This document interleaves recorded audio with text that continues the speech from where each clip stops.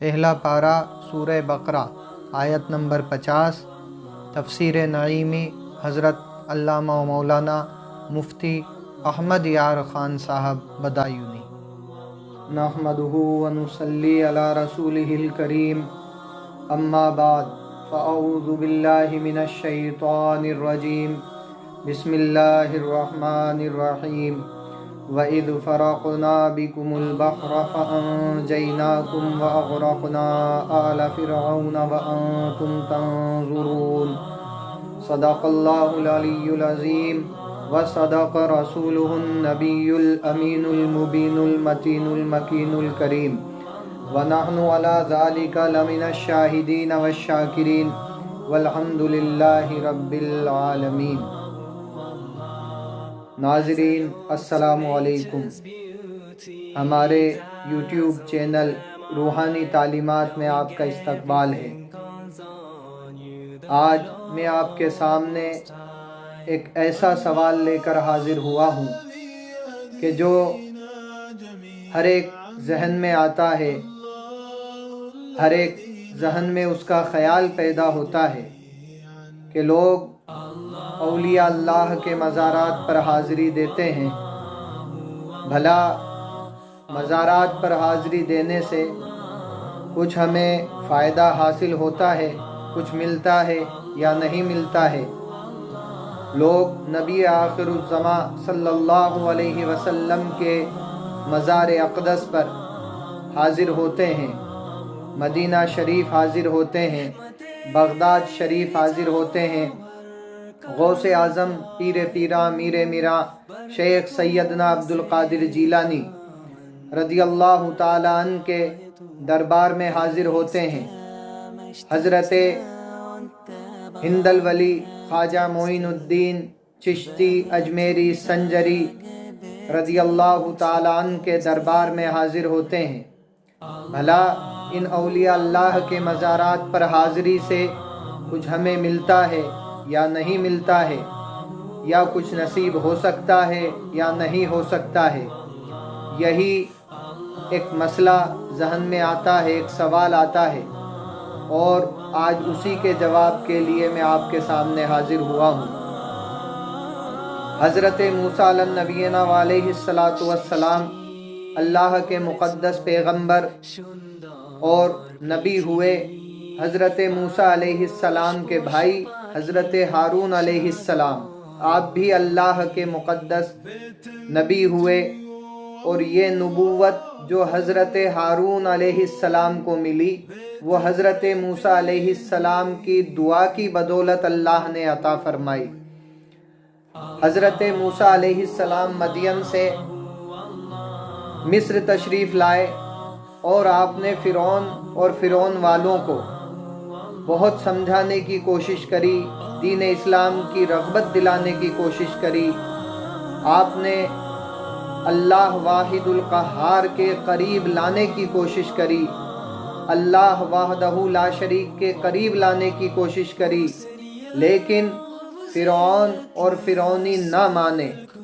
حضرت موسیٰ علیہ السلام نے رب کے حضور دعا کی، اے پروردگار عالم، یہ تو مانتے ہی نہیں، اب تو کچھ ایسا فضل فرما دے کہ ہمیں، یعنی حضرت موسیٰ علیہ السلام، حضرت ہارون علیہ السلام اور بنی اسرائیل کو فرعون اور فرعون والوں سے چھٹکارا مل جائے۔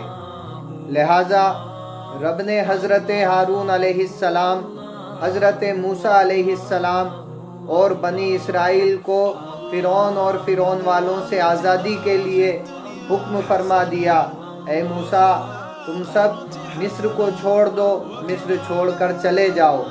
حضرت موسیٰ علیہ السلام نے اپنے چہیتے لوگوں کو، اپنے چاہنے والوں کو، ماننے والوں کو، بنی اسرائیل کو جمع کیا۔ یہ کل 12 قبیلے تھے، ہر ایک قبیلے کا ایک سردار تھا۔ حضرت موسیٰ علیہ السلام نے سب قبیلے کے سرداروں کو بیٹھا کر حکم فرمایا کہ پروردگار عالم کا حکم آیا ہے کہ اب ہمیں مصر کو چھوڑ دینا ہے، لہٰذا راستہ کون بتائے گا؟ سبھی قبیلے والوں نے کہا کہ ہمیں راستہ معلوم ہے، ہم آپ کو لے کر مصر سے دور چلے جائیں گے۔ حضرت موسیٰ علیہ السلام نے 9 محرم الحرام کو جمعرات کی رات کو سبھی لوگوں کو جمع کیا، اور حضرت موسیٰ علیہ السلام نے جب سب لوگوں کو جمع کر لیا تو یہ ایک بڑا ہجوم تھا، بہت بڑا ہجوم تھا۔ حضرت موسیٰ علیہ السلام کے ساتھ حضرت ہارون علیہ السلام بھی تھے، اور حضرت یوشع علیہ السلام بھی تھے، اور حضرت موسیٰ علیہ السلام کے ساتھ اتنا بڑا ہجوم تھا، اتنا بڑا ہجوم تھا، جن کی تعداد 6,70,000 تھی۔ یہ بنی اسرائیل 6,70,000 کی تعداد میں 9 محرم الحرام کی رات کو حضرت موسیٰ علیہ السلام کے ساتھ جمع ہوئے، اور 10ویں تاریخ کو آپ کو روانہ ہونا تھا، یعنی 9 اور 10 محرم الحرام کے درمیان کی رات شب جمعہ تھی، اور اسی جمعہ کی رات کو آپ کو روانہ ہونا تھا۔ حضرت موسیٰ علیہ السلام نے سبھی 12 قبیلے کے لوگوں کو جمع کیا اور کہا کہ چلو چلتے ہیں، یہاں سے روانہ ہوتے ہیں۔ جب سب روانہ ہوئے 6,70,000 لوگ حضرت موسیٰ علیہ السلام کے پیچھے پیچھے تھے، اور حضرت ہارون علیہ السلام بھی ساتھ میں تھے، حضرت یوشع علیہ السلام بھی ساتھ میں تھے۔ سبھی لوگ مصر کو چھوڑ کر روانہ ہوئے۔ جب سفر کیا تو راستہ ہی نہیں ملا، راستہ بھول گئے۔ اب حضرت موسیٰ علیہ السلام نے سبھی 12 قبیلے کے سرداروں کو بلا کر فرمایا، تم نے کہا تھا کہ راستہ ہمیں معلوم ہے، اور راستہ اب ملتا ہی نہیں، راستہ کہاں ہے؟ ہم تو بھٹک گئے ہیں، راستہ ہی نہیں مل رہا ہے۔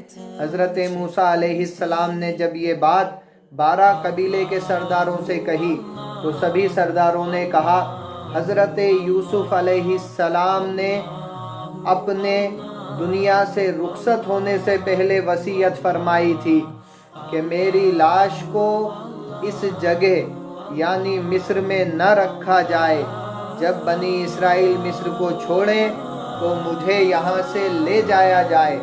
حضرت موسیٰ علیہ السلام نے فرمایا کہ اگر ایسی ہی بات ہے تو وہ کہاں ہیں؟ حضرت یوسف علیہ السلام کی لاش مبارک کہاں ہے؟ حضرت یوسف علیہ السلام کو لے جانے کا طریقہ کیا ہے؟ جب حضرت موسیٰ علیہ السلام نے 12 قبیلے کے لوگوں سے فرمایا کہ ٹھیک ہے بتاؤ حضرت یوسف علیہ السلام کہاں ہیں، انہیں ہم لے کر چلیں گے، تو سبھی قبیلوں کے سردار نے کہا ہمیں معلوم نہیں کہ حضرت یوسف علیہ السلام کو کہاں دفن کیا گیا، ہم نہیں جانتے۔ حضرت یوسف علیہ السلام کے مزار کو ہم نہیں جانتے، آپ کی قبر کو ہم نہیں جانتے، آپ کو کس جگہ دفن کیا گیا یہ نہیں جانتے۔ حضرت موسیٰ علیہ السلام نے منادی فرما دی، 6,70,000 لوگوں کا ہجوم آپ کے ساتھ تھا، جس میں بچے بھی تھے، بوڑھے بھی تھے، نوجوان بھی تھے، عورتیں بھی تھی، ساز و سامان بھی تھے، سب کچھ ساتھ میں تھا۔ مصر کو چھوڑنے کی مکمل تیاری تھی۔ جب 6,70,000 لوگوں کے سامنے پیغام پہنچا کہ راستہ کون جانتا ہے اور حضرت یوسف علیہ السلام کے مزار کو کون جانتا ہے، تو ایک بڑھیا سامنے آئی اور آ کر کہتی ہے، اے موسیٰ میں جانتی ہوں کہ حضرت یوسف علیہ السلام کو کہاں دفن کیا گیا ہے، میں آپ کو ضرور بتا دوں گی، لیکن میری شرطیں ہیں، وہ شرطیں پوری کی جائیں اور مجھ سے وعدہ کیا جائے کہ تمہاری شرطیں پوری ہو جائیں گی۔ حضرت موسیٰ علیہ السلام تھوڑی دیر خاموش رہے۔ تھوڑی ہی دیر ہوئی تھی کہ رب کی طرف سے وحی نازل ہو گئی، حکم آ گیا، اے موسیٰ یہ جو مانگتی ہے وہ عطا کر دے۔ وہ عورت کہتی ہے، اے موسیٰ میں چاہتی ہوں کہ جنت میں مجھے آپ کا ساتھ دیا جائے۔ حضرت موسیٰ علیہ السلام فرماتے ہیں، جاؤ میں نے تمہیں جنت میں اپنا ساتھ عطا کیا۔ سبحان اللہ، سبحان اللہ۔ حضرت موسیٰ علیہ السلام نے جب اس سے کہا تو اس بوڑھی عورت نے دریائے نیل کے کنارے پر ایک جگہ اشارہ فرمایا، اس جگہ حضرت یوسف علیہ السلام کو دفن کیا گیا ہے۔ یہاں کا پانی ہٹا کر اگر زمین کو نکالا جائے تو یہاں سے حضرت یوسف علیہ السلام کا مزار ہمیں مل سکتا ہے۔ حضرت موسیٰ علیہ السلام نے حکم فرمایا، پانی کو ہٹایا گیا، اور وہاں جب پانی ہٹا کر زمین کو دیکھا گیا تو حضرت یوسف علیہ السلام کا مزار مقدس نظر آیا، سبحان اللہ۔ اور وہ ایک تابوت سنگ مرمر کا تھا جس میں حضرت یوسف علیہ السلام کا جسم اطہر موجود تھا، سبحان اللہ۔ جب اس تابوت کو باہر نکالا گیا، حضرت موسیٰ علیہ السلام کے سامنے وہ تابوت رکھا گیا جس میں حضرت یوسف علیہ السلام کا جسم اطہر تھا۔ اب تک 12 قبیلے کے سردار راستہ نہیں ڈھونڈ پا رہے تھے، اب تک 6,70,000 لوگ راستہ نہیں ڈھونڈ پا رہے تھے، اب تک حضرت ہارون علیہ السلام راستہ نہیں ڈھونڈ پا رہے تھے، اب تک حضرت یوشع علیہ السلام راستہ نہیں ڈھونڈ پا رہے تھے، اور اب تک حضرت موسیٰ علیہ السلام کو بھی راستہ نہیں مل رہا تھا۔ لیکن جیسے ہی یوسف علیہ السلام کے تابوت کو سامنے رکھا گیا تو راستہ ایسے نمودار ہو گیا جیسے کبھی چھپا ہی نہیں تھا، سبحان اللہ، سبحان اللہ۔ حضرت یوسف علیہ السلام کے تابوت کو سامنے رکھا گیا اور راستہ نظر آ گیا۔ اب جیسے جیسے تابوت ساتھ میں چلتا تھا، 6,70,000 لوگ حضرت موسیٰ علیہ السلام کے ساتھ چلتے تھے، یوشع علیہ السلام اور ہارون علیہ السلام ساتھ چلتے تھے، راستہ دکھتا ہوا نظر آتا تھا، راستہ معلوم ہوتا ہوا نظر آتا تھا۔ معلوم ہوتا ہے کہ اللہ کے انبیاء دنیا سے رخصت ہونے کے بعد بھی یہ قوت رکھتے ہیں کہ وہ لوگوں کو راستہ بتا سکتے ہیں، سبحان اللہ۔ ہم غریب نواز کے آستانے پر حاضر ہوتے ہیں، غوث اعظم کے آستانے پر حاضر ہوتے ہیں، نبی آخر الزماں صلی اللہ علیہ وسلم کے مزار اقدس پر حاضر ہوتے ہیں، مدینہ شریف حاضر ہوتے ہیں۔ جو لوگ غریب نواز کے آستانے پر حاضر ہوتے ہیں وہ اپنی کوئی نہ کوئی التجا، کوئی نہ کوئی دعا، کوئی نہ کوئی تمنا، کوئی نہ کوئی آرزو رب کے حضور رکھتے ہیں۔ اور یہ یقین مان لیجئے، جس طرح سے حضرت یوسف علیہ السلام کے تابوت سے یعنی جس میں آپ کا جسم اطہر رکھا ہوا تھا، اس بات کو یوں سمجھ لیا جائے کہ حضرت یوسف علیہ السلام کے مزار اقدس سے جس طرح سے حضرت یوسف علیہ السلام کے مزار اقدس سے حضرت موسیٰ علیہ السلام کو راستہ ملا، اگر ہم غریب نواز کے آستانے پر جاتے ہیں تو ہمیں بھی زندگی کے کھوئے ہوئے راستے میسر ہو جایا کرتے ہیں، کھوئی ہوئی نورانیت مل جایا کرتی ہے، تمنائیں لوگوں کی پوری ہو جایا کرتی ہیں، آرزویں پوری ہو جایا کرتی ہیں۔ جو نظر آپ کی ہو گئی ہے زندگی زندگی ہو گئی ہے، ان کے دربار میں جب میں حاضر ہوا، ان کے دربار میں جب میں حاضر ہوا، زندگی صندلی ہو گئی ہے۔ بغداد شریف کی حاضری ہو یا کربلا حضرت مولا حسین کے دربار کی حاضری ہو یا مدینہ طیبہ کی حاضری ہو، یہ سب حاضریاں ہمیں زندگی میں اعلیٰ مقام دیتی ہیں۔ اور ایک آخری بات سماعت کر لیجئے، حضرت موسیٰ علیہ السلام سے جب اس بڑھیا نے کہا کہ میں جانتی ہوں کہ حضرت یوسف علیہ السلام کا مزار کہاں ہے، میں آپ کو بتا دوں گی لیکن میری شرط مانی جائے۔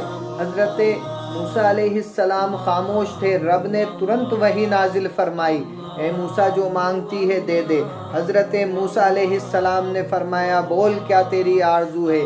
کہتی ہے مجھے جنت میں آپ کا ساتھ چاہیے۔ غور کرنے کی بات یہ ہے ابھی تو دنیا میں موجود ہیں، ابھی دنیا سے رخصت نہیں ہوئے ہیں، نہ وہ بڑھیا دنیا سے گئی ہے نہ حضرت موسیٰ علیہ السلام دنیا سے گئے ہیں، دنیا میں ہی موجود ہیں، اور پھر بھی جنت کا ٹکٹ اس عورت کو دیا جا رہا ہے، جنت میں آپ کا ساتھ دیا جا رہا ہے۔ یعنی معلوم ہوا کہ اللہ کے نبی چاہیں تو دنیا میں ہی ہمیں جنت عطا فرما سکتے ہیں۔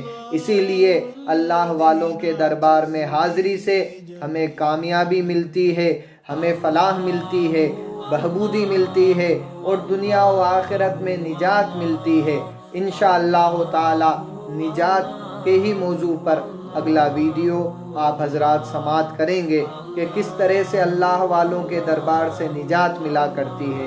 انشاءاللہ تعالی اگلا ویڈیو اسی بات پر، اسی موضوع پر آپ سامعین کے سامنے پیش کیا جائے گا۔